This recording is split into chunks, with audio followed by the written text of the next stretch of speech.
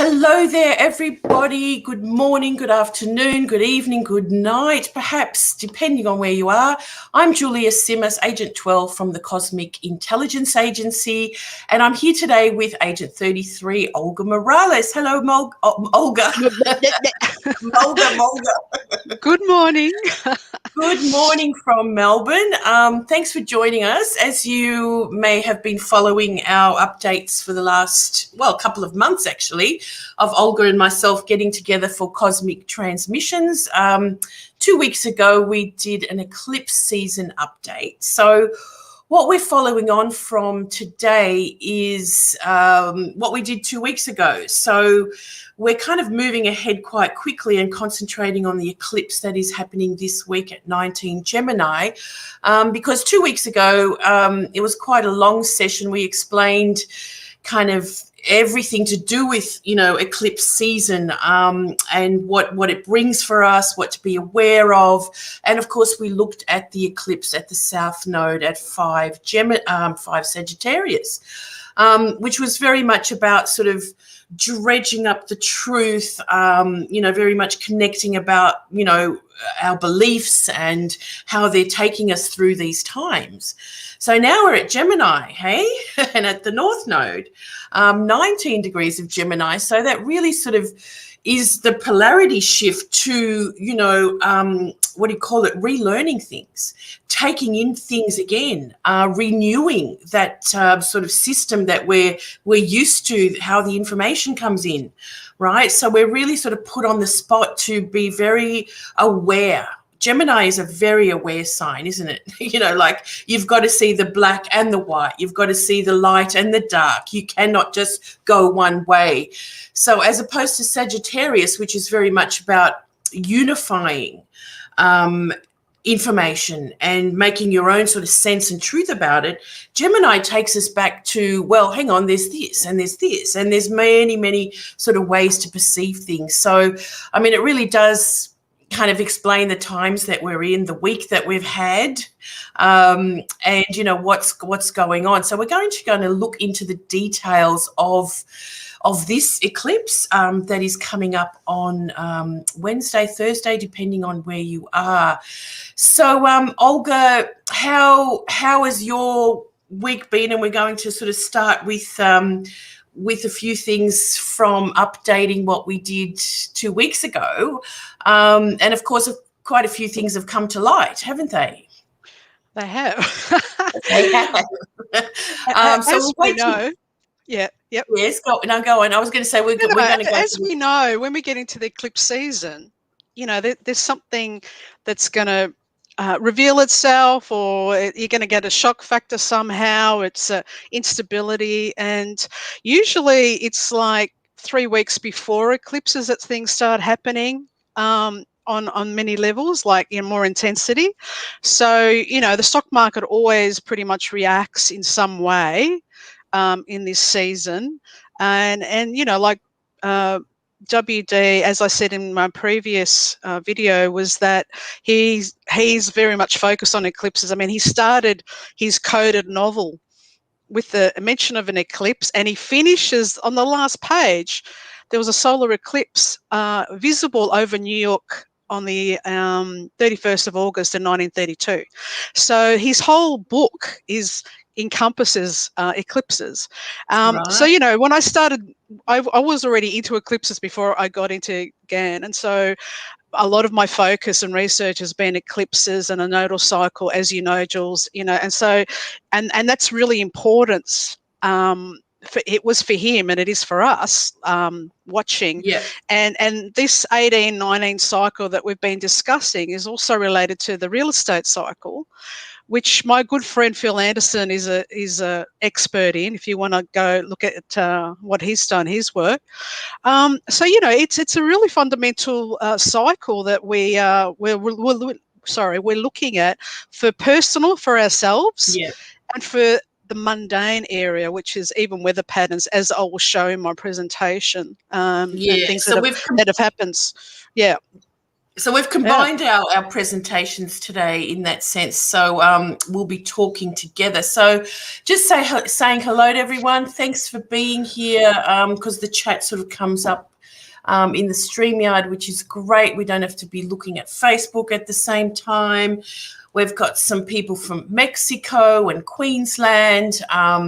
So yeah, good to have you here. And let's kind of, hopefully you're all feeling okay during this eclipse season, because here in Melbourne, Victoria, as Olga and I are from Melbourne, Victoria, we're of course in our second week of lockdown, which is kind of, you know, none of us like to be locked down. None of us like to be told what to do.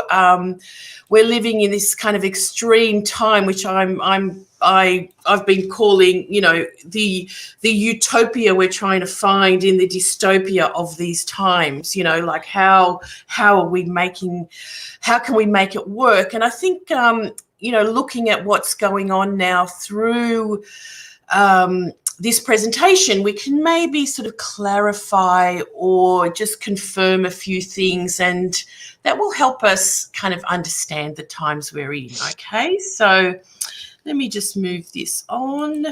Oop, let's hope that works. So we're just going to go back a bit from topping up from 2 weeks ago, what we did with the lunar eclipse. So Olga, over to you about this. Oh, okay. So last time we were looking at the Bitcoin chart and Elon Musk, and we talked about how the eclipse, if you look where the pointer is, that's pointing exactly at 19 degrees of the mutable signs, okay? So that part of the dial is where the mutable signs are. And you can see that it's the eclipse will be on Elon's Venus, and also on the other side, the other circle is for Bitcoin, it'd be on the Uranus Saturn. So it's a combination of those two. So we were saying this, there's going to be some sort of shock factor. I mean, with this pattern, because it activates Elon's Saturn Neptune across the dial from his sun, I mentioned in the video that can be a depressive element in his chart. So prior to this, though, I put on Twitter that, and you can see across the dial, okay, Jules, sorry, that's all right. That's all right. Across the dial is Mercury too. So that is Bitcoin's Mercury, all right? So we always have to look across the dial, because that's either 45 or 145 degrees away. That's the eighth harmonic. So when I see patterns like this, I know, as using the dial, that there's going to be some sort of shake-up, because it's a big axis in his chart, but also it's combining with Bitcoin. So this is doing synastry. It's like having a marriage, you know, like, you know, you want to look at how, you know, even Gann had pet stocks. He had stocks that he said that he could never lose with, because he obviously had a good harmonic, you know, relationship planetary wise with that stock, and whatever happened to him would happen to the stock. So there was that balance, right? And so when you put, if you love something that you trade and you've got a good marriage with it, if you want to look at it that way, you're going to already intuitively know when something's going to happen, because the vibration is the same. So, okay, we'll go to the next slide, Jules. I just wanted to add that, you know, Elon is such an influencer, seeing that Mercury, Venus, you know, Uranus all lining up in their synastry, Bitcoin and Elon. So he is the biggest influencer for Bitcoin, for sure. Okay. And, you know, Venus being the influencer. So that's right. And so last time I showed this, my cosmic midpoint map, which is basically something I developed that shows the red panels is when there are hard transits to natal midpoints, not just to the natal planets. I'm totally using midpoints in this cosmic midpoint map. And so I actually said last time that I know people were bullish. They were thinking that we were going to be going up into this eclipse. And I said, well, I didn't think so, because we still had to go through this red period, right? And then the eclipse is actually the black panel. And the black panel suggests that that's a sickness midpoint. So that shows a lot of weakness and failure. So I said I wasn't confident that it's not going to be bullish until after the eclipse, and there's a bit of a breather after the eclipse. But then by the end of the month, it's going to have hard transits again. So it's going to be a lot of swing energy, all right, in a small, Yeah. Well, we still got Jupiter stationing on that Bitcoin Venus, haven't we? Which, is so extreme and up and down and very chaotic. Yeah. You're right. Next one. And so, yep. That's the same one, isn't it? Oh, did I go the other way? Oh, that's the actual eclipse. No, that's okay. Because I didn't actually have the eclipse around Bitcoin. So this is what we're looking at, and why the fact that it's Mercury has also been square Neptune. I put up a post. I think that's the next slide. But that's when was exactly okay. So when this is the one you just gave me. That's happening. I just wanted you to show today. That's actually what's happening today. Basically, after Elon did his tweet, which was on the 4th of June, I actually put on Twitter that this is what I did. Looking at the Mercury retrograde at the time, it was exactly square Neptune at 23 degrees immutable. So, as an astrologer, you should be looking at that point, right? As a cosmic, I call my cosmobiologist. It's good, Cosmo. We look at that as just 23 degrees immutable, and when you put that on the dial, it's not very clear there. You can see that when I put it on Elon's chart, that it's actually activating. If you go down, you can see that it crosses his Saturn, Neptune, and then Mercury across the. So he's getting a double whammy. So it's like Mercury, Neptune coming to his natal Mercury, Neptune, Saturn. Now, Saturn, Neptune is the depressive midpoint, and you bring Mercury into it. And so I said that, we might hear he's going to tweet something negative, and it's got something to do with lack of clarity, self-deception, or issues of fraud. And then not even 24 hours later, he did exactly that. And if you see the picture, he's got Bitcoin with a broken heart. So, and it's like a relationship split up. Okay. So people panic. They're thinking, oh, look, he's doing, like they watch him like a hawk. And like it just went down almost 6% in that day, like that massive. So, we need, if you're a Bitcoin trader, you really need to know his chart. And I actually know it quite well now. So because I can see where he's got very sensitive midpoints that get activated, and he's very influenced by the planets, like we all are, but he seems to be more. I don't know. Anyway, okay, so that was that. Something to keep an eye on a lot further, that's for sure. Yeah. Oh, hang on. So sorry, back to one of these. I just put up the go back to the chart I gave you about today, the price today, the level today. Yeah, this. So so it's gone down quite a bit. Now people were expecting, that we're going to get a high into the eclipse, and that's actually totally reversed. It's the opposite. So anyway, you've got to be careful because as I said last time, every new moon and full moon are going to be completely different. And when we bring in the eclipses, and also, we have to look at where the moon is, declination, if it makes any parallel aspects. There's lots of, elements that you need to look at. So you can't simplify it. Okay. So anyway, that's my spiel. So let's keep going. Whatever the next slide was. Let's keep going. So we just wanted to recap a little bit about what's happened, keeping an eye on all of that.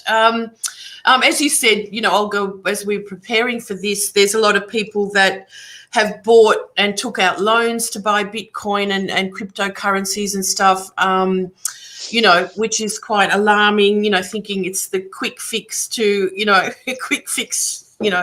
wealth aspect. Be very careful out there anyway. If you only spend the money you've got. That's it. or some of it at least. Anyway, so it's really quick, very volatile time still. So here we are at this eclipse. As many of you would know, it's at 19 or just, in the 20th degree of Gemini, and very much, embedded with Mercury retrograde. So, that already tells us so much about how much, reconsidering, rethinking, igniting, all those words that we always hear with retrogrades. And of course, in Gemini, the capacity of how our intake of information, and where it goes and where we get it from, and how we decipher it, and I have to say, I mean, if anyone thinks that they've got a clear picture of what is going on at the moment with Neptune square, I think you're lying. Well, really, it's really self-deception. Yeah, it's very deceptive, everything out there. So, again, just kind of, keeping aware and awake, very well. A lot of people can't sleep. A lot of people have been saying they can't sleep because it's really hard to plan anything. I mean, of course, when you're in lockdown, you can't plan anything.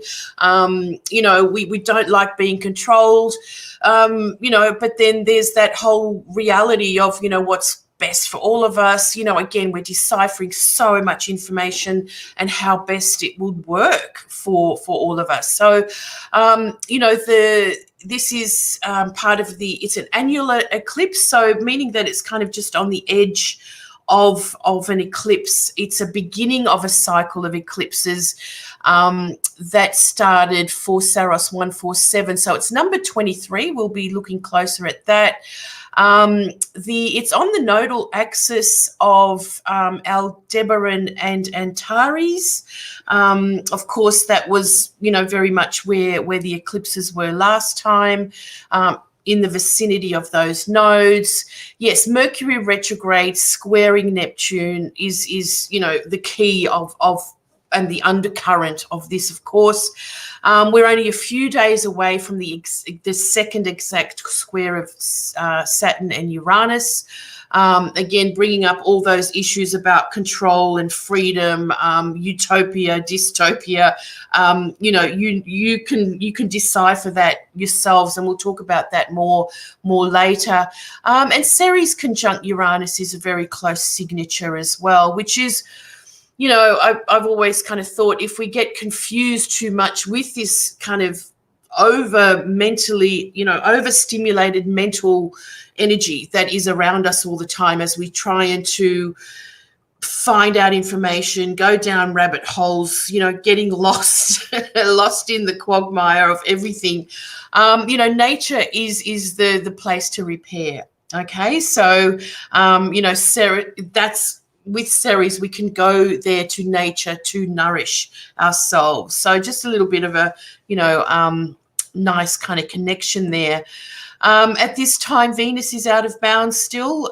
So she is really, let's say, igniting this kind of spirit that we have to do things in our own sort of sense, our own way, and really, again, be quite radical to venture down, roads untraveled as well, which is not to everyone's liking, of course.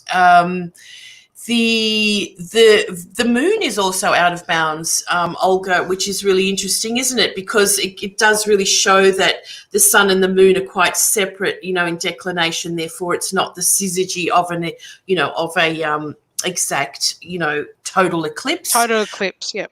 Yeah, and then Jupiter and Neptune are stationing retrograde. Now, it's an easy sort of way to find out when planets will be stationing. And, the further out they go, like from, let's say, Mars out to, Pluto, Mars is going to turn retrograde in the vicinity of, let's say, a 3/4 square, like a 135 degree from the sun.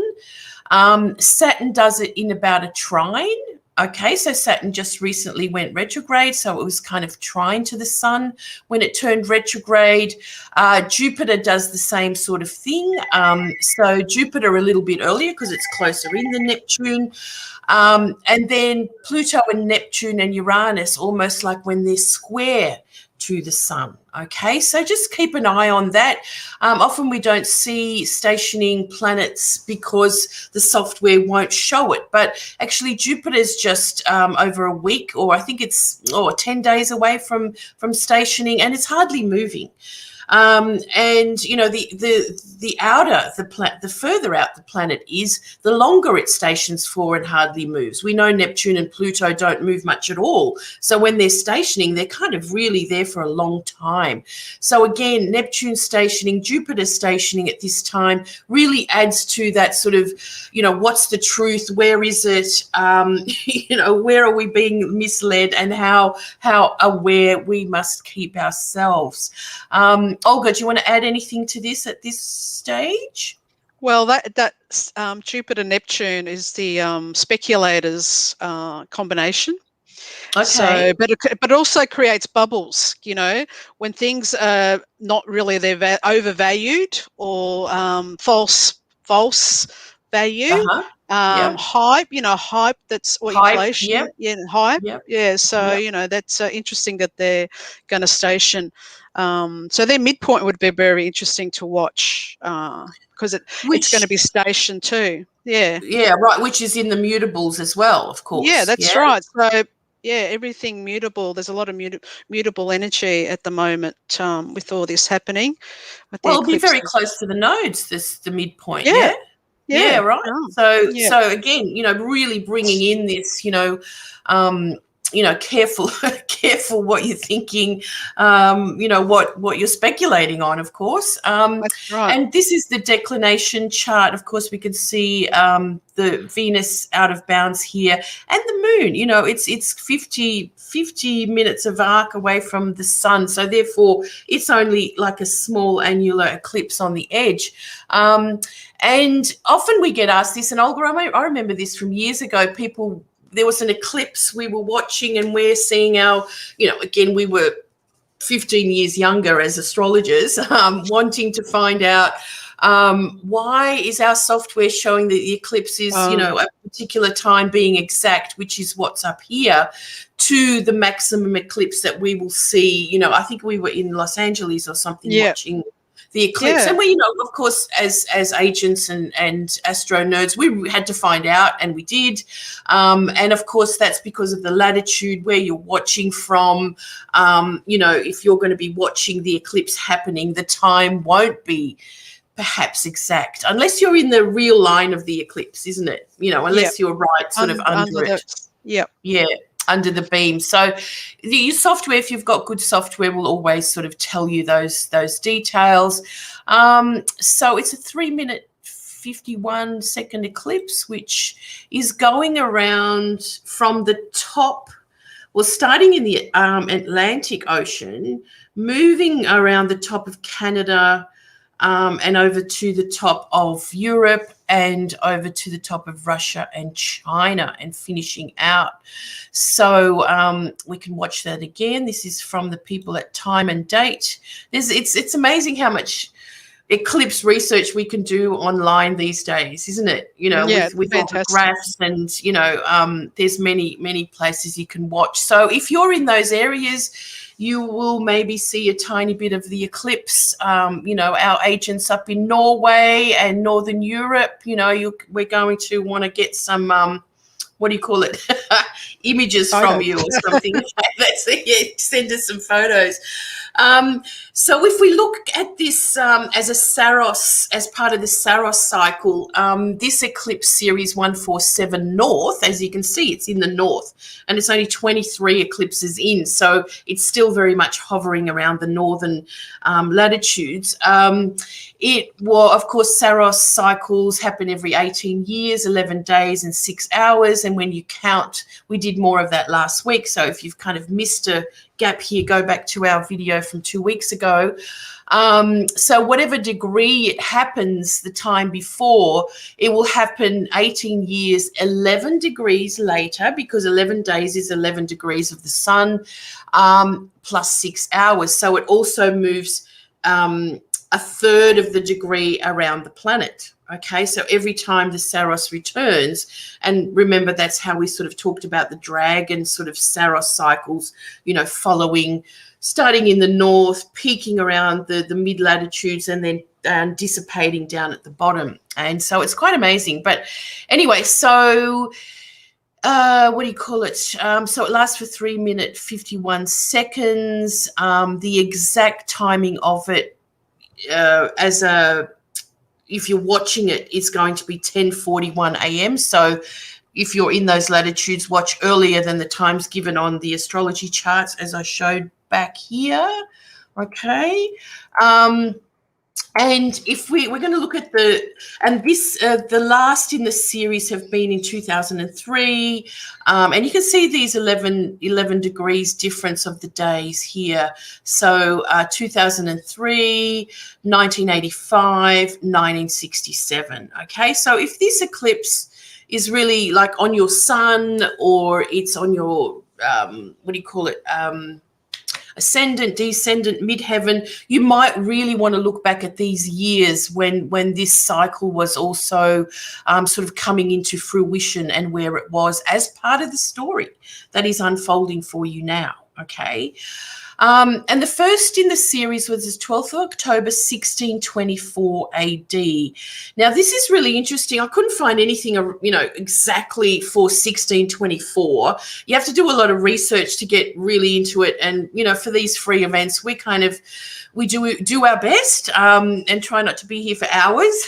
So, you know, just quickly, what I found was, you know, what one of the most important things happening around that time was Galileo was rewriting his dialogue on the world system. You know, meaning, you know, moving from the Earth-centered solar system to the solar, you know, to the sun-centered solar system, which he was in the middle of rewriting, because one of the popes said back in 1615, they sort of said, no, we don't believe it. It was looked at as, you know, some kind of heretical, you know, idea, and foolish and absurd, and it contradicted the Holy Scripture. But around 1624, a new pope, I can't remember his name, he actually loved Galileo's work.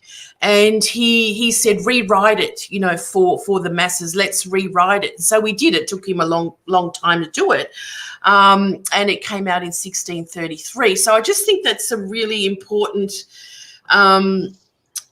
it's an interesting connection to how the system, a big belief about how everything operated, you know, just from a mechanical, you know, the way the world works, from the natural system, the cosmic system, was in the midst of changing. So it just makes me wonder, you know, what we're in the midst of here, and it's perhaps a lot bigger than we give it credence for right now.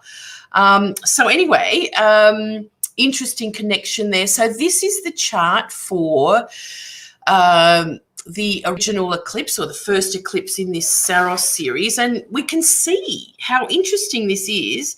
It was a 19 Libra, so it trines this point of 19 Gemini, and it's conjunct Neptune. Okay, Venus is not too far away.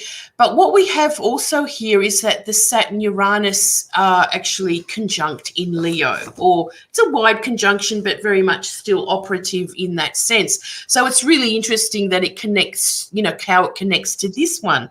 So as the amazing Bernadette Brady, you know, writes in her predictive astrology, the Eagle and the Lark, you know, our sort of inroad to developing these ideas about the origins of eclipse series. This is what she writes, because it's a new moon conjunct Neptune, and its Mars is at the midpoint of Mercury and Uranus, okay? So what she says is a very unusual Saros series involving sudden flashes of ideas that seem to have a psychic or unconscious flavor to them. You know, not surprising, of course, the eclipse is conjunct Neptune. So hunches, visions, prophetic dreams are the essence of this family of eclipses, a truly creative series which should leave an individual enriched. The ideas or hunches which come from this eclipse can be acted upon. So I love that, Olga, because it tells us, you know, a little bit of how to deal with this, doesn't it? Like, you know, sort of really get out of the mind and get more into Neptune, you know, go more, get more into this sort of psychic nature, the intuitive side of ourselves to understand how to deal and cope with things. Yep. I think so. It's quite fascinating, isn't it? Well, I've got the Sun conjunct Neptune in my natal chart in Scorpio, so I know how that feels. Nothing new to you. And yeah, I'm 5 times Pisces, so 5 times Pisces trine Neptune. So yeah, how interesting is that? And then if we look back to the one in 2003, it was at 9 degrees of Gemini.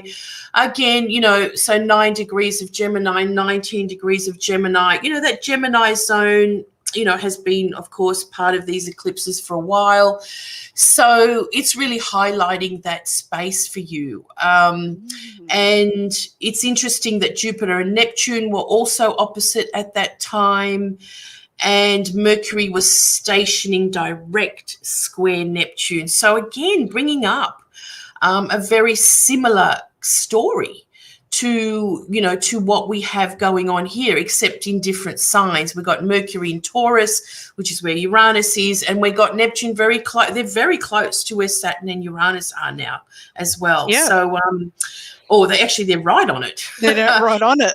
Right. So, you know, we're connecting what was happening back then. And again, think about it in your own lives. But last week I talked about, you know, this was the time 2002 and 2003 as these eclipses connect to those times by the Metonic cycle and by this Saros, which we'll get to the Metonic in a minute, is that it was also a time when the information about, you know, what was behind September 11 was really coming out. And, you know, the architects talking about the demise of the building, and there was just so much information rolling around, again, who and what is the truth and so on. So not surprising we've got that going on again, you know, at this time with you know, what is really happening out there. So, Olga, this is what you've put together for this. Just to say, in 2003, that was a low in the market as well. There was as a low. Well, okay. We had lows, yeah.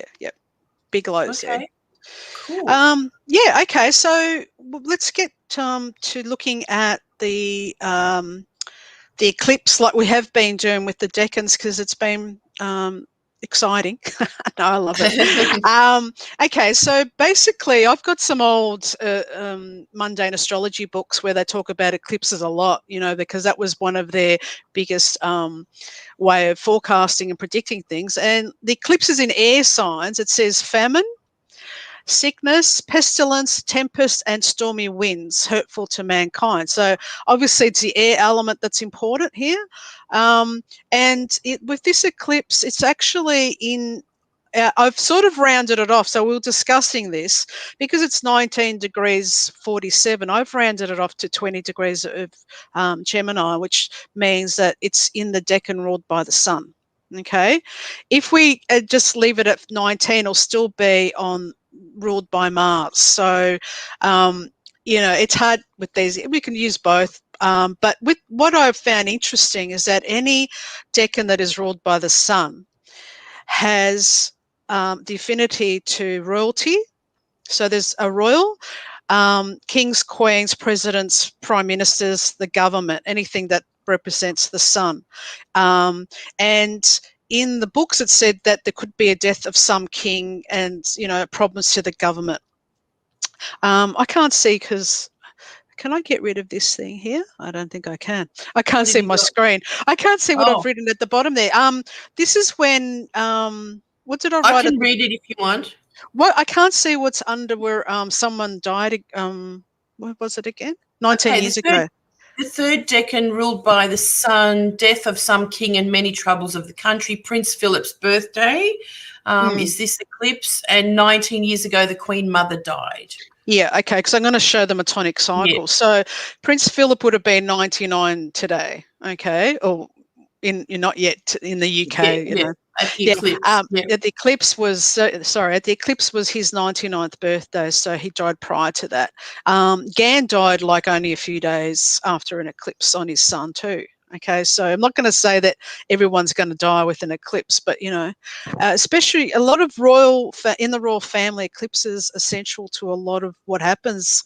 A lot of them Births have and deaths. births And there was and deaths. yeah, Yeah, the Lilibet was, meeting Lilibet was Meghan and born. Yeah, Harry's. Yeah. yeah. New one was just born, yeah.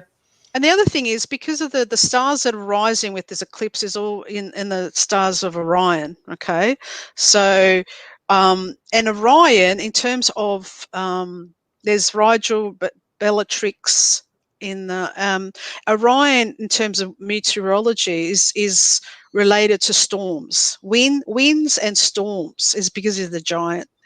So everything's pointing to a lot of wind in with this because of the air element and this and the fact of Orion rising. And I find it's amazing when Orion rises on the opposite side is Scorpio, and you got the Antares, and apparently Orion died because he stepped on a scorpion, the sting of a scorpion on his heel, and that's how he died. So it's this polarity. You know how we're talking about the nodes being in Aldebaran and Antares. I mean, you got to think there's a big space in the stars. When they used to look at them, observational, it wasn't the exact conjunction they were looking at. It was when they were Yeah. rising. Like They were in that area. They were in yeah, that. so I think we're a bit too what's the word? A bit anal when we're saying, oh, but it's not exactly conjunct. But that was observational astronomy. It wasn't exactly like how we see in our charts. Anyway, and Orion plays a big role in a lot of myths in the Bible. Orion is actually mentioned in the Bible. Orion is the Pleiades is. So there's a lot of mention like by name. And we know that the stars in the belts of Orion have pictured in a lot of things, especially in Egypt and other things. So it's a big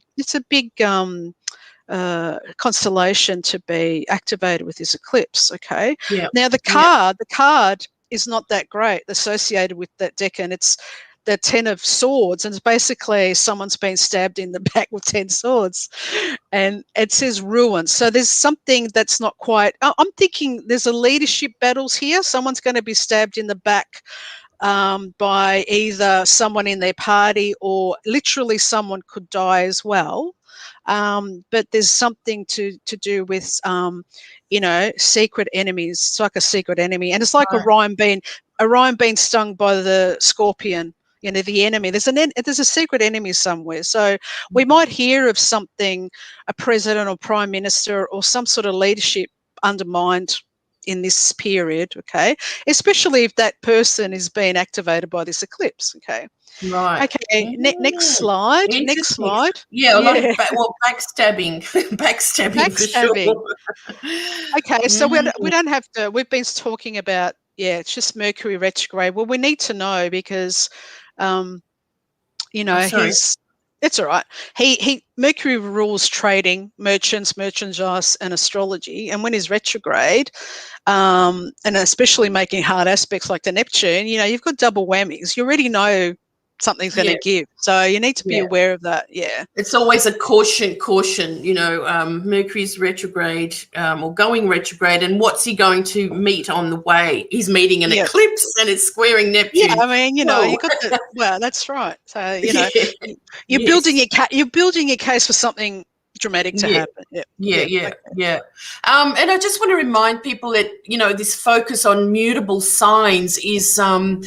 The mutable signs are very much about change and adapting, okay, so that, you know, things don't stay the same, things will never be the same, things are changing, things are moving. And that is the essence of the mutable signs, because they represent in the end the change of seasons before, you know, spring and before autumn. You know, it's the end of seasons when things change again. So just keep that in mind with mutable signs. I think the beauty of understanding the elements and the modes is a background to, you know, again, reading the astrology of the moment, which is often forgotten, you know. So let's get into the Metonic cycle of this now. So as we mentioned last week, the Metonic cycle is a 19-year cycle, and, you know, if we look back at Metonic cycles of eclipses, you might be able to go back 2 or 3 times. It could be the last one in the cycle, and then another cycle starts again. So they come in about a series of 5. So again, very meaningful if they've been hitting your sun, you know, every time for the last 3, or this is the last one. This is not the last one of this series, though, actually. I think it's in the middle. So just remembering that about Metonic cycles. Yeah.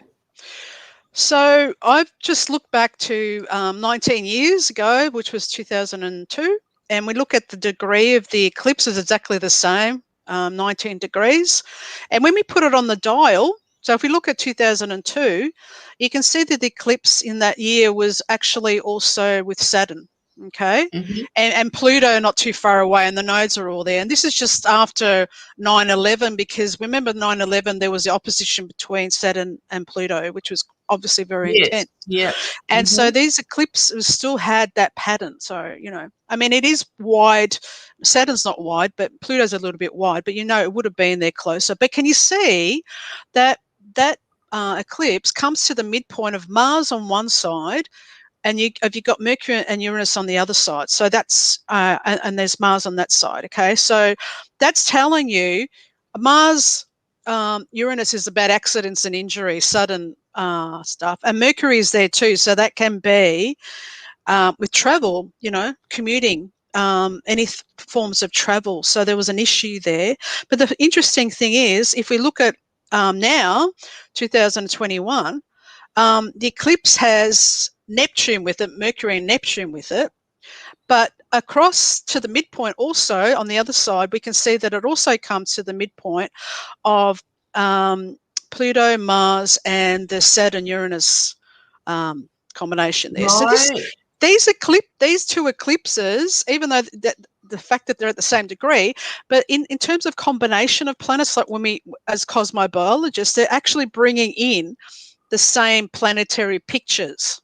Okay, we've still got the Mars, the Saturn, Uranus in different alignments, but still the same planetary picture. So there's similar energy between these, which I find fascinating. I love this sort of research because, as we know, the planets are wheels within wheels. So, and they create certain harmonics, and like the dial, the way it's organized, it picks up these amazing harmonics and how they repeat.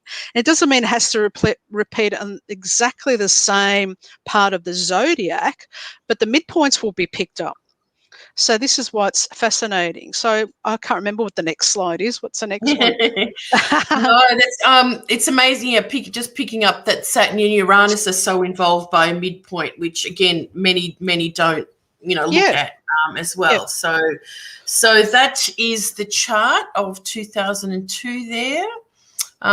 So where's Saturn and Uranus? Yeah, so the midpoint being what am I saying? Where was it again? The midpoint? No, you're thinking of the other. You're thinking of 2021. Oh yes, 2021. Yeah, Sorry, yes, yeah. yes. Okay. So anyway, that's the chart. Again, you may look at that to think how significant 19 years ago was for you to look at now. So, Olga, you've added a few other things for us here. Yeah, that chart's not very clear, but basically, the one in 2000. So we're looking back 19 years, okay.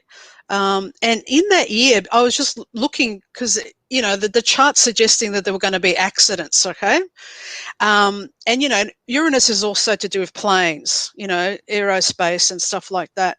And in that year, 2002, there were three major air crashes, plane crashes, and also a air show disaster. Now, they were in China and the Ukraine. If you look at the eclipse pattern that year, you can see that it was going through China, you know, and also through the Ukraine where the fighter jet went down. And that was also the year that we had the Bali bombings. Okay, and you can see that the lines going through Indonesia, like pretty much exactly where the Bali bombings were. And also 2002 is when the first SARS epidemic began. Again, China. So China's already highlighted by this eclipse. And the Queen Mother died, okay? So she died in that year too. You can't really see the lines going through London there, but, you know, a bit of a shock to for them. The interesting thing is that, there's a next slide.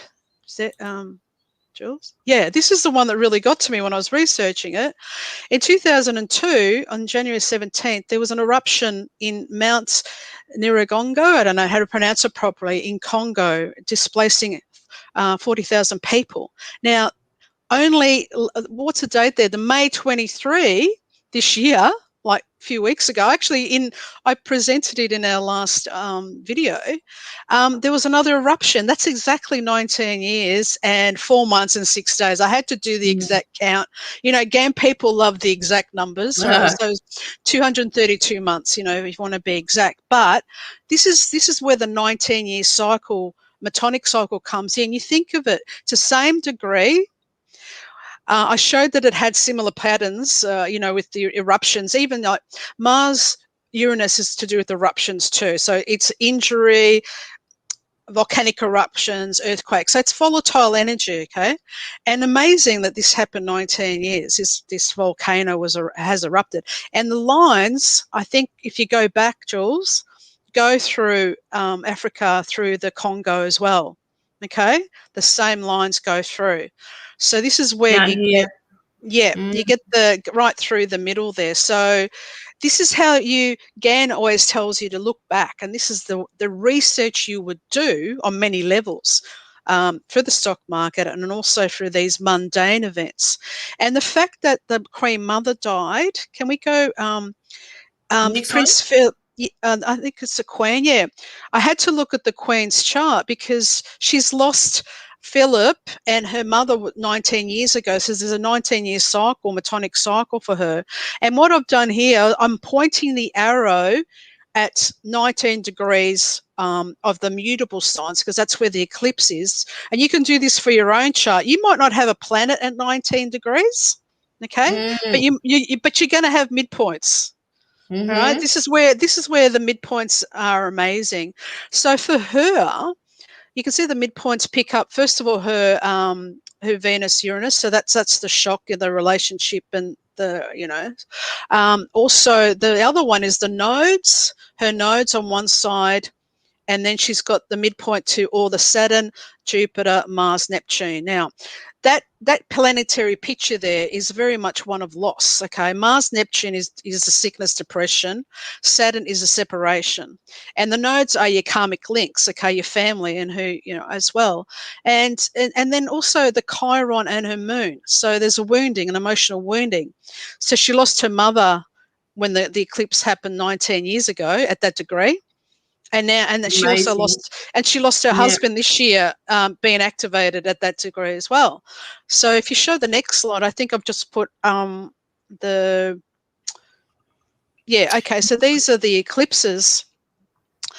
So the 19 years apart, you can see that when she lost her mother, which is the moon Neptune, Jules, the moon Neptune. Her moon and Neptune. So that's when her mother passed away 19 years ago. Okay. And when Philip's passed away, it's the sun Mars. Isn't it interesting that it's a male energy, but her mother was the female energy that Yeah. was activated. So, and you can see she's going through a harder time this time because she's got the Saturn Uranus right near her moon. Okay. So, you know, she's having more issues, obviously. But the fact that the baby was born just prior to this eclipse is really interesting as well, because it's like, it's also, she's got Venus on, no, hold on. Yeah.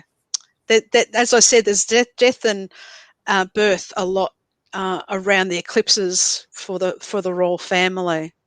Yeah. So if you Yeah. want to look at your chart, which I recommend, have a look at what being activated in your chart and have a look. Did something happen similar to you 19 years ago? Was the theme the same? Or have you, you know, we're supposed to evolve, but Mm. remembering the eclipse is going to be slightly different. I mean, the degree will be the same, but there's going to be different planets, like you can see in the Queen's one here. It might be a little bit more intense this time after 19 years, depending how the other planets are aligned compared to the year before, the cycle Yeah. before.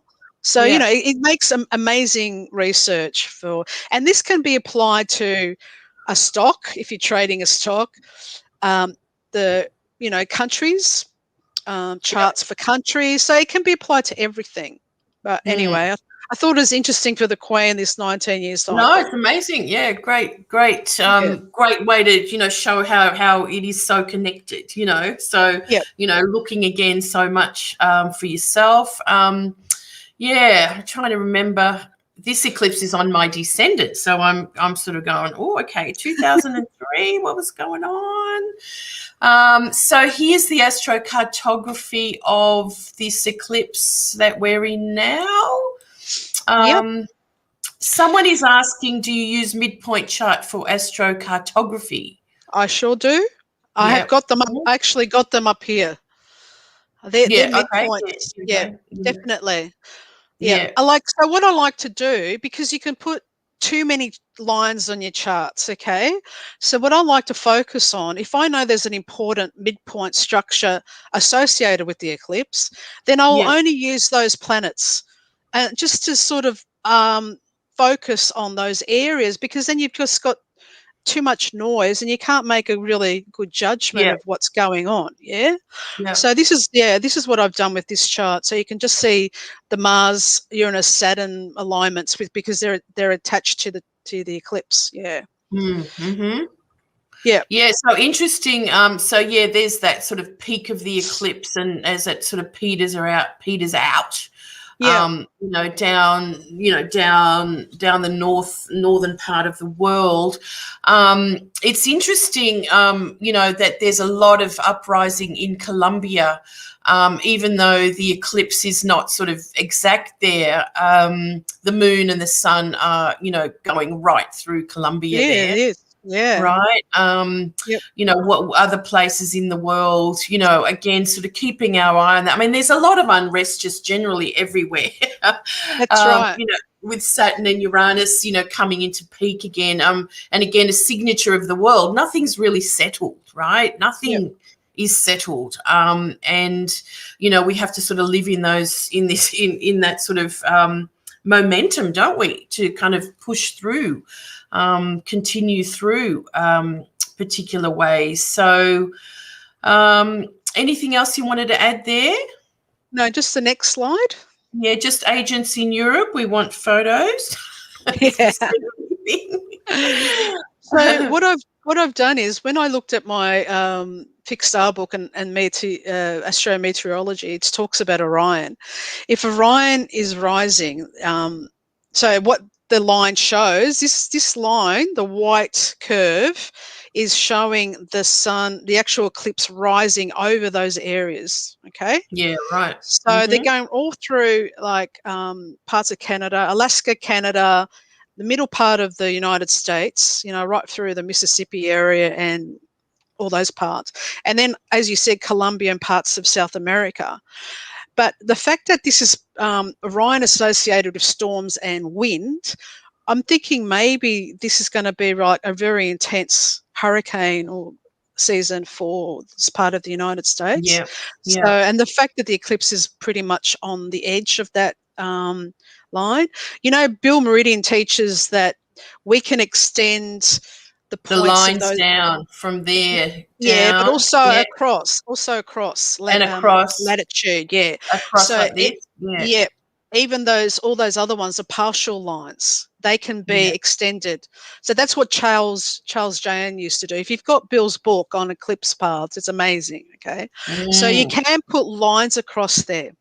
To say that's the latitude that's going to have part of this eclipse as well, which is interesting research. You know, Bill does a good job of doing all that. Yeah. But you can see that line, that the start of that partial eclipse, part of it goes through San Francisco and Los Angeles as well. So those latitudes will be important. Then there's Mexico, Florida, you know, like, so I'm thinking if there's wind, like we're getting a lot here in Melbourne today, It's very like windy. storms, winds, rain, everything's happening. But this might be a really hurricane season for them, strong one. So we'll Is it see if usually that's. summer? Yeah. Yeah, Summer season? I think they started that time, but Right, we'll right. see. But remember, eclipses don't say that it's going to happen on the On the eclipse. day, You know exactly. what I It's a mean? window of time. It Yeah. shows Okay. us the areas. Yeah. All right, so get your raincoats on. Well, there's a lot of, again, changeable, windy energy, mutable, watery as well, you know, Jupiter, Neptune too. So look, we just, I was just, you know, because Mr. Fauci is in the news so much about what, you know, what he said or what he's, you know, not said, and, you know, the truth about things, you know, what's real, what's not real. It's a really good example of, like, who knows, you know, really what's going on again. But I just wanted to point out that the Mercury, that this is for the Saturn Uranus square, that's exact, but we can see that he has a Mercury at 22 degrees of Sagittarius. And of course, it's been, you know, squared by Neptune over the last year, let me say, or over the last 6 months, very much so. And so he's in the firing line. He's Mercury, what he said, what he's, you know, put out there, his emails. It's just really, really interesting that that's kind of very much in the eclipse. We don't know his birth time, so I've just done the 0 Aries rising chart as well. So again, you know, just an example of really what's at the forefront of the news as well is, of course, what's happening with him. The last eclipse was on opposite his Venus Ceres, so, you know, the truth be known, kind of coming out with that. The solar eclipse opposite his Mercury. Mercury is out of bounds in his natal chart as well, which is interesting, you know, given such a big sort of responsibility really for what he acted for, you know, unusually. Jupiter stations retrograde in his natal chart, and so does Neptune, which let me see, Neptune stationed direct recently, and Jupiter's about to station, Jupiter's about just stationed retrograde. Okay, no, the opposite way. Neptune's about to station retrograde and Jupiter's about to station direct. So that's really interesting. Again, what do we call it? Like a double up sort of transit. Like you won't see it kind of visually in charts, but if you look deeper, it's like all of this is happening to him. It's a very similar connection to his own natal chart as well. So so I just wanted to sort of also, you know, during these times, you know, there's so many people getting banned from Twitter and Facebook. And again, it's all about information, disinformation, what's the truth, and so on. You know, it was interesting when Trump got banned from Twitter in January, the nodes were on his sun, and he got just banned from Facebook, and the eclipse is on his nodes. Okay. Yeah. So, you know, yeah, all the stuff that he's putting out there, and now he's banned. Interesting. I remember having an eclipse on my sun, or it was opposite my sun, meaning it was near my midheaven, and I had to change my name on Facebook because I was just being Julia Cosmic Agent or something, and they wanted real names. Like they said, it's not allowed to be something, although there's still many kooky names and stuff out there, but I just remember how fitting. I have to change my name. Anyway, Facebook, all of those social media platforms are so not the same as they used to be, and the promise they held for many of us. We are, many are moving away, and different sort of systems of communicating, and all that kind of thing. Naomi Wolf, a very respected, person in many people's kind of world, has also been banned because she's a real anti-vaccine person. I mean, that kind of thing, you've got to be careful what you say out there. You're going to be banned if it doesn't fit the agenda. Very, very scary, where, our freedoms are being taken away, just kind of grounded away more slowly and slowly. It's really quite scary, I think, what's happening, and how, again, we're sort of folding into it just as though it's part of what should be happening. If we remember also, when Facebook was launched in 2004, it had Pluto at 21 Sagittarius, which is very close to what's going on now, how much power they hold with information, of course. Where do we go? And then the idea, well, with Jupiter in Pisces at the moment, and I think I spoke about that last week. Sometimes I can't remember where I've mentioned it because there's many places we have Zooms and talk and teach. But Jupiter in Pisces Jupiter was in Pisces when the social media revolution, or social media became known as being a very revolutionary sort of tool, when the Arab Spring started and everyone sort of connected in Egypt and, let's do this, and got the people. And of course it's still happening, but that can be stopped, from that. It's not the same as it used to be. So again, the reasons for different platforms than Twitter and Facebook and so on, I think that's very much on the cards. And, just again, Neptune, Mercury, Saturn, Uranus, misinformation, truth, lies, deception, the silencing.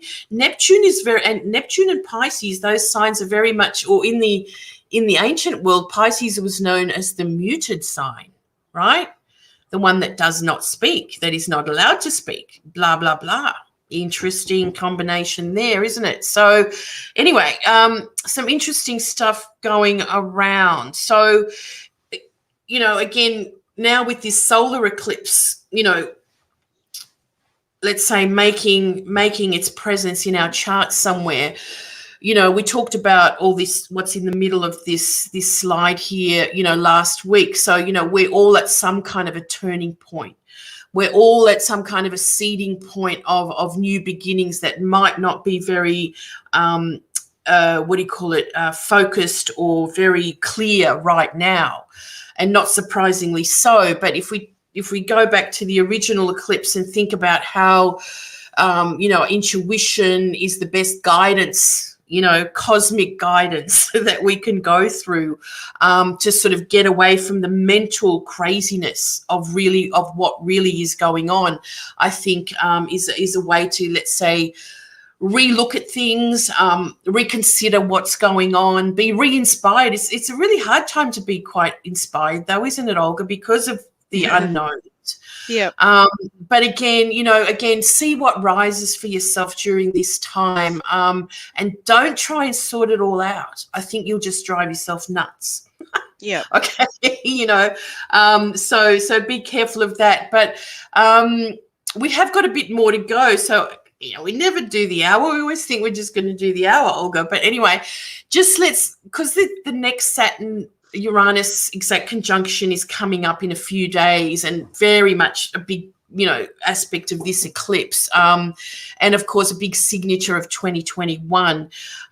This is kind of, at us all the time, so who's behind the control, our freedoms, our bodies, your bodies, all the things that are coming up to as we, try and sort of live in this new Aquarian world, and build a new utopia, we see the opposite. And this is so Saturn Uranus, isn't it? Yeah. You know, that this is a square that is very, very much challenging us. And, you know, it's not fun. It's not so much fun, is it?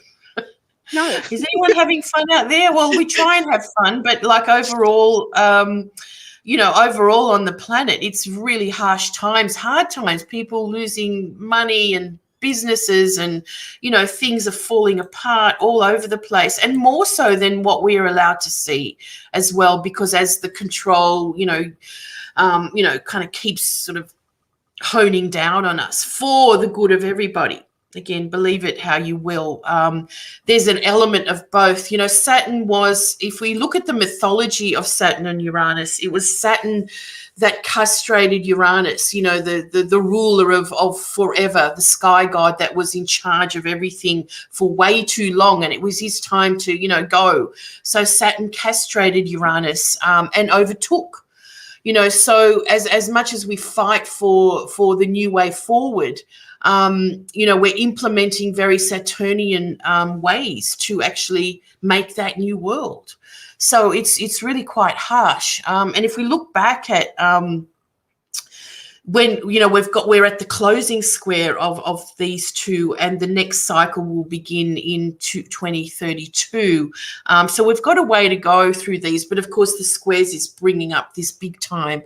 But you know, the mythology tells us of Uranus' severed testicles, his blood and semen becoming Venus. The beautiful Venus was birthed out of this. So I think we need to kind of look at that story with a good ending. Okay, so it's all for the good of, you know, it's a good way to look at it as well. You know, these myths seem so, you know, profoundly, you know, significant in these times as well. So, you know, the birthing of some, let's say, beautiful order or order that will work for more of us. So just the image to ignite us again with that beauty. So somewhere in your lives, you are working towards making something a lot more harmonious, a lot more Venusian in your life, okay?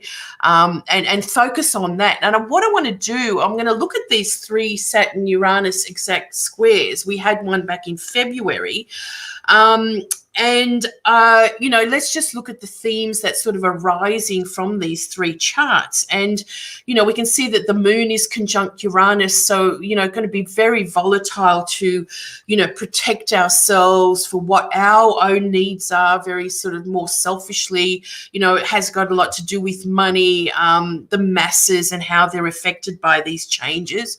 Of course, Mercury is retrograde in Aquarius as it is right now. So for the second one, and it's interesting that Venus again, putting her as part of the story, is that she is in Aquarius, so cool-headed Aquarius, but she's about to dip into the underworld. She's actually right on the edge of disappearing.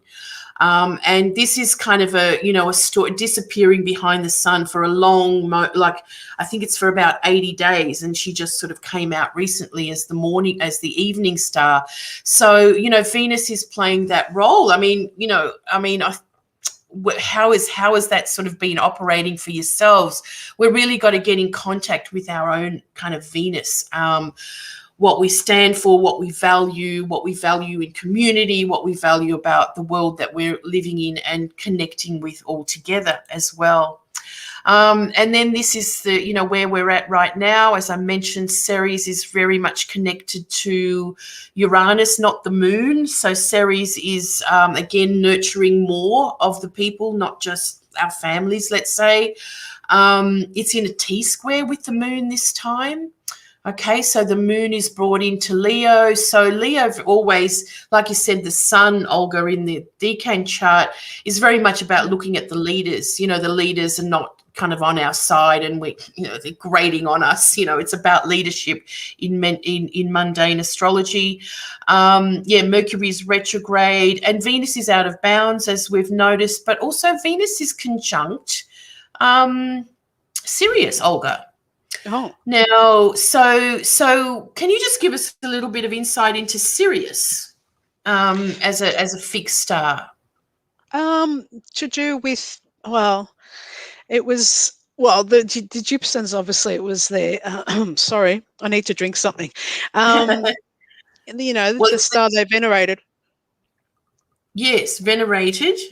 Yeah, and it's potent. I mean, it's a strong star. But it brought heat, obviously, and for them they celebrated because it was when the Nile was flooded. But it has to do with royalty. Okay. Uh-huh. Yeah, okay. So, like, the Egyptian and Hebrew affinity with Sirius is to do with the princess. So it's very much, Venus energy as well. And it was a blessing. It was like a really beautiful blessing star, Okay. And yeah, so it's actually a nice combination. Well, it's also really, highlighting the Venusian. She's shining she's shining at the brightest star, right? Yep. With the brightest And the star in brightest heaven. star. Yeah, of Yeah, course. and she's not at her brightest yet, but she's shining with the brightest star. So, again, in Cancer, it's what's good for everyone. Cancer on a, the globe, like on a mundane level, it's the global family. What's best for everyone. So we've got to keep all those things in mind, and then take 3. We have Saturn and Uranus, of course.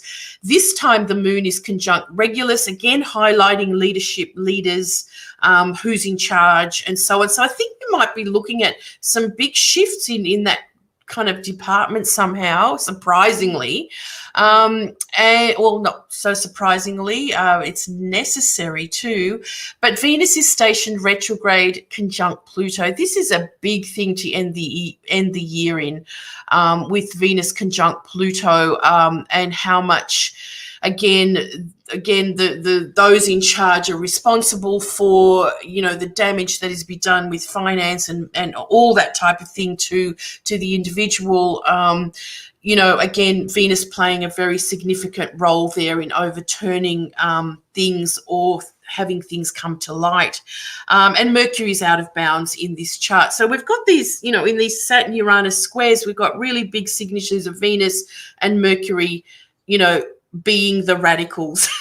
As well, in amongst it all. So, not surprisingly, a lot of people are feeling that, they need to continue to be the radicals during these times of severe, the severity of what's against us and what we're fighting for and how hard it is. I mean, the Mars Pluto oppositions this week showed a lot of brutality in Melbourne with the police and people Yep. sort of sticking up and voicing, my God, we're dying here while this is all happening, dying in the sense that their survival is at risk more so than a virus because they have no money, their shops are not open. Again, what's most significant, so it's a really really volatile time. And of course, that Mars Uranus being opposite in an eclipse is very much, of the nature for the next couple of months too, as the eclipse charts are. And Olga, this is something that you're adding here as well. Yeah. Okay, so this is the square, Saturn square Uranus on the 14th, which we've just spoken about. But if you put it on the dial, the moon will be there, part of it on that day at that time. But look at the midpoint it's actually activating. It's the Jupiter-Pluto midpoint. Now, the Jupiter-Pluto midpoint is the, money, wealth. Millionaires are supposed to have that strong in their chart. But the fact that we've got Saturn Uranus there, this is what's happening for a lot of people. There's a loss of social standing and of their wealth, conflicts with authorities and government powers, like arrests for people who are trying to keep their businesses afloat. And also it's a misfortune to lose everything. So a lot of people, as we discussed, a lot of people, they actually said it on the news in Australia that they borrowed money to buy Bitcoin. Okay. So it's gone down 50% of its value. Because so that you was can the imagine, lifesaver. That was supposed to be them, the right? lifesaver. And so you can see how that bubble for them has been deflated. But also a lot of people, unfortunately, have lost a lot of that Yeah. the years that they've been building up. And Yeah. so this is going to be, because Jupiter is not going to move much, as you said, stationed, and Pluto doesn't move much. So this planetary picture stays for quite a bit of time. Now, if you have, I don't want to say if you have a planet there, but if you're looking at maybe a company, if you want to do stock market, a company, a country, we're going to see companies, great losses, bankruptcies, collapses. So if you want to do some research, you need to look at anything between 13 to 45, 13 to 15 degrees of the fixed signs will be activated, in that, if you've got a midpoint structure like that. So, this is how you use midpoints. I just wanted to put that in. Well, yeah, that loss of, I mean, in amongst how many people, the small fish are losing, the big fish are gaining big time, like that is so obvious. And, it's always that disconcerting sort of story of the fat, the rich fish are getting fatter and the poor fish are, are dying. So, yeah, that's very Pisces too, isn't it? Yeah, it is. Anyway,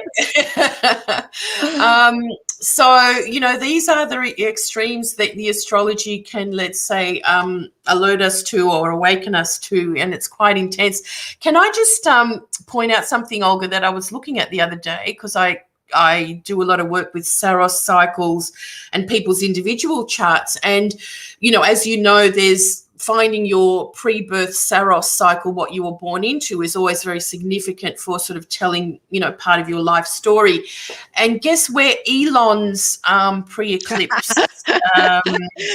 it's at 26 Capricorn. Oh my God. Pre-birth eclipse is 26 Capricorn. So he's right. There's good. I mean, Tesla's had a couple of losses. One of the cars, I don't know. I just saw it in the news. So it's interesting that some things haven't gone quite to plan. So yeah. Well, again, Pluto's very volatile, and Jupiter adds that, it's from the extremes as well. The extremes really going on there, affecting the masses, but then also affecting the very, very wealthy.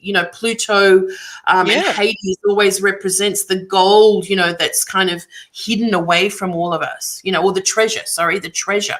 And we must seek to find that. So, wow, what time. So, again, I feel as though this Saturn Uranus is very much, the ideals that we want to upkeep during this time in a very Aquarian sense, to build a utopia, to make a better world. But what we're seeing is quite the opposite, and really quite extreme in the dystopic way. I know many of you watch, what's it called? The Handmaid's Tale. I couldn't watch it. It was too creepy and scary, or maybe too real. So, these two, Thomas More's Utopia and Brave New World, Aldous Huxley sort of come to mind with, the extremes of what we've got going on here. So let's end with the beautiful Venus to just kind of remind us that, there is something at the end of all of this. Don't be scared of, let's say, ties being cut, because it's often a very Saturnian thing to sort of say, oh, but we're so used to this. But once we do cut the ties, it's amazing what can be birthed from that. And that's, again, having the guts, or having the Uranian spirit behind it to sort of let's go into it. It's all part of that. It's very, very much, combined, all the time. So, so before we go, I hope you've enjoyed that. Olga, can you see the comments down in this chat? No. If you press on comments on the right of your screen there, you'll be able to see. There's anyway, so I'm just kind of catching up with everyone here. Okay, yeah, I've got them. To see, there's a few questions for you. You might want to type them in or answer if you want to. Nice to see you all. But so anyway, so anyone that's going, wants to follow Olga, she's more, what's the word? into Twitter and all her Yep. fabulous little updates, and following Elon now. Follow Olga there. So at Astrogan33. Olga, thank you so much for being with us today. Olga's going to be, we've actually booked her in to be part of the membership presentation on Midpoints. When is it? July the 17th, I think we decided. So yep. all the many great reasons to join the CIA for, again, as I've always said, take your astrology to the next level. With the amazing agents, and Olga, of course, is one that's really helping us understand things through her expertise at the moment.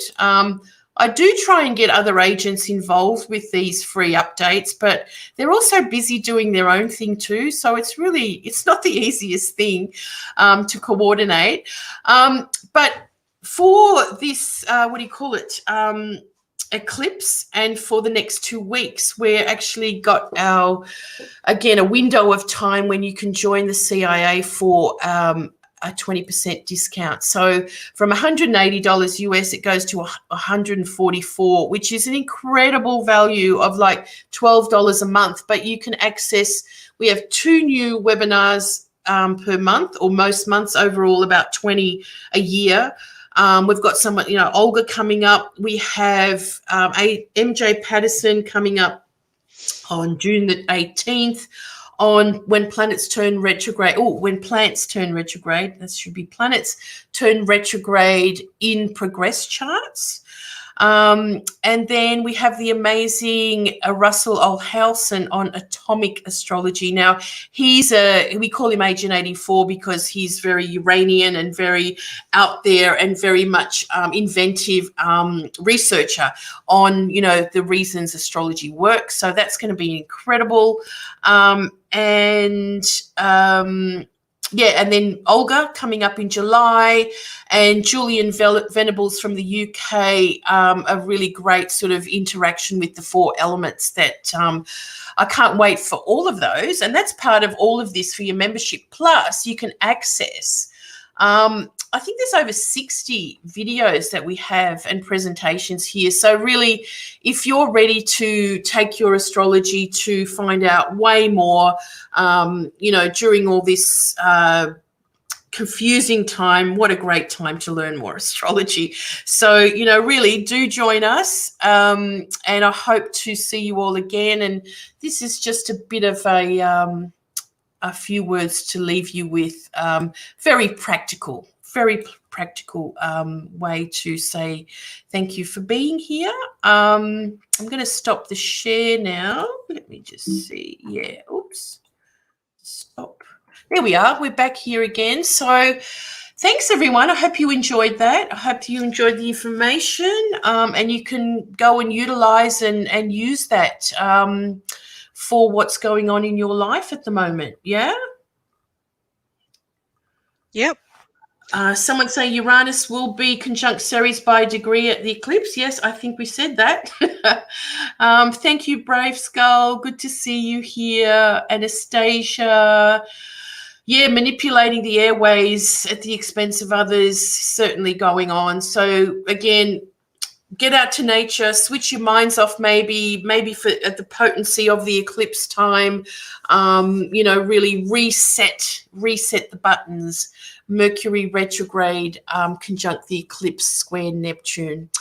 All the best to everyone. Thanks, Agent 33. Thank you. And we will see you in 2 weeks for an equinox update. I think the equinox is on that day, so we're not doing it ahead. We'll just keep to our Tuesdays, won't we, Olga? Yeah? Okay. Yep. All right. Good.